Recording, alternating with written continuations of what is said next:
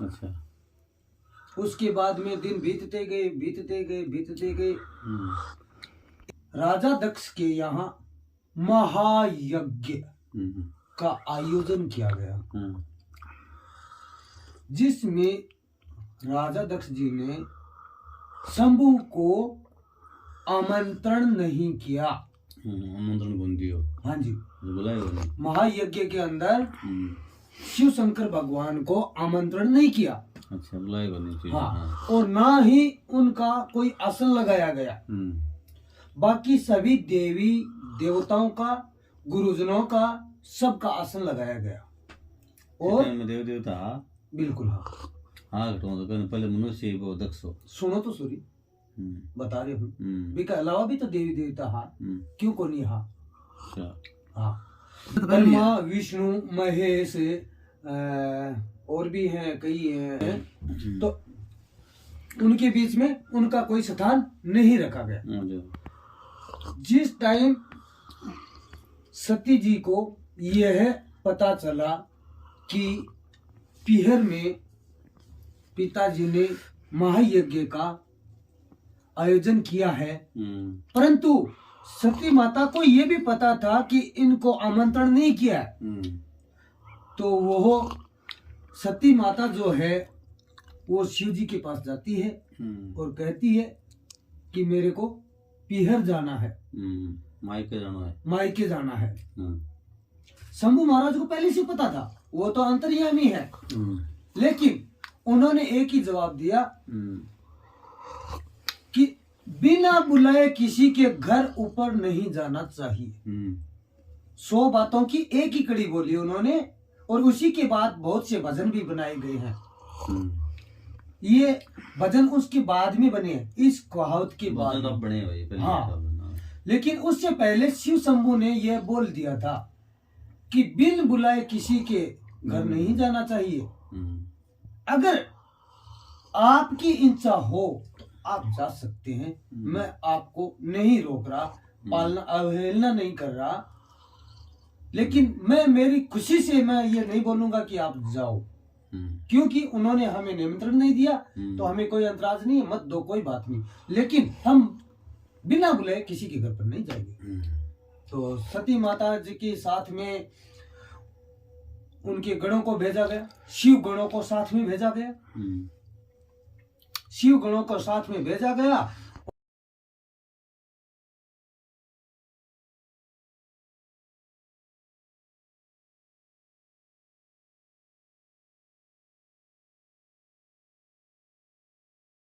कोई ऐतराज नहीं है, मत दो, कोई बात नहीं, लेकिन हम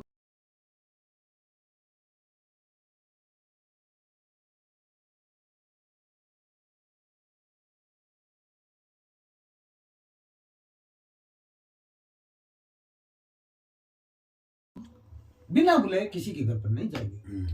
तो सती माता जी के साथ में उनके गणों को भेजा गया, शिव गणों को साथ में भेजा गया, शिव गणों को साथ में भेजा गया।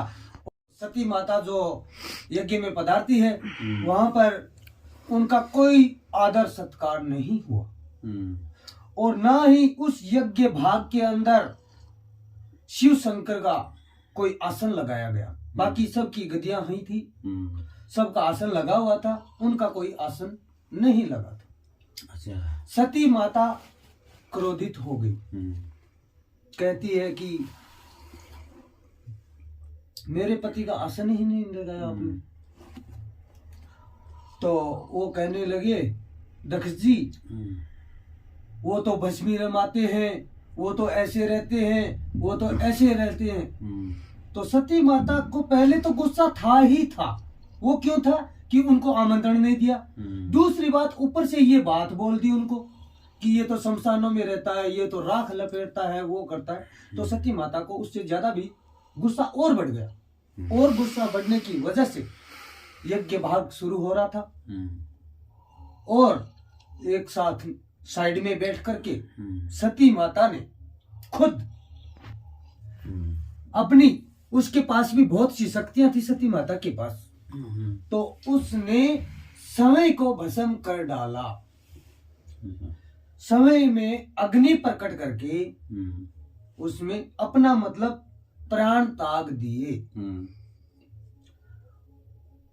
उनके शिव जो गण साथ में गए थे, वो गण शिव शंभू के पास जाते हैं कि महाराज हो गया है। क्या गया? अनर्थ हो गया।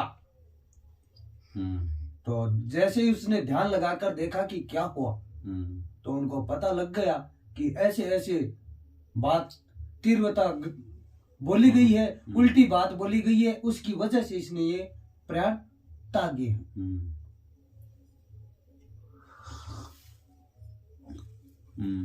तो शंभू महाराज अपने गण को साथ में लेकर के आते हैं और जो सती माता का जो पार्थिव शरीर था उसको लेके और वहां से गायब हो जाते हैं। चल दिए ब्रह्मांड में पता है किसी देवी देवता को नहीं कि शंभू महाराज कहाँ पर है।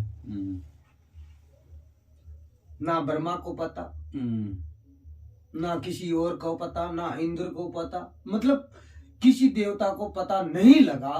तब जाकर के श्री हरि के पास सभी देव इकट्ठे होकर के श्री हरि यानी कि विष्णु भगवान के पास जाते हैं कि महाराज आप ही कोई इसका नितारण करें और आप ही चेक करो। हम सब जगह घूम कर आ गए हैं, हमें शंभू महाराज और सती माता का कोई अता पता नहीं है।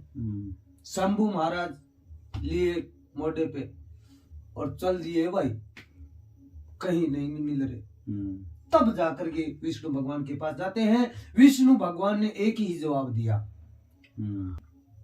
शंभू महाराज को मैं लेकर आऊंगा, लेकिन मेरी एक शर्त है, उसमें अगर आप सहमत हो तो मैं ला सकता हूं। जब सभी देवताओं ने आज्ञा उनकी स्वीकार करी, भाई ठीक है आप शंभू महाराज को लेकर तो आओ, कैसे भी लाओ।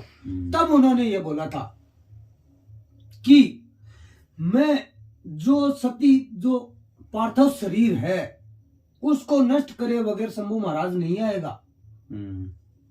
और जब कट करके वो पार्थिव शरीर नीचे गिर जाएगा तो शंभू महाराज नीचे आ जाएंगे, हमारे पास देवलोक में पधार देंगे।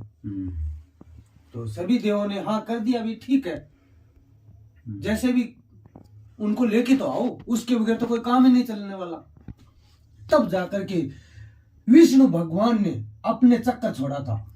ये जो चक्कर चलता है ना हाथ में जो दिखाई देता है, विष्णु भगवान की कहीं भी तस्वीर देखते हैं हम लोग तो उसमें चक्कर चलता रहता है। विष्णु भगवान ने वो चक्कर छोड़ा शंभू के पीछे। उस चक्कर में 108 टुकड़े कर दिए सती माता के, जो शंभू की शिव शंकर की जो पत्नी थी उसके 8 टुकड़े कर दिए। 108 टुकड़े, जिसमें आज 52 शक्तिपीठ आज विराजमान है इस धरती माता के ऊपर। बाकी कितने गई? बाकी मतलब वो पूजनीय स्थान में नहीं मिले, बाकी टुकड़े 108 हुए थे जिसमें आज 52 शक्तिपीठ मौजूद है। ये बात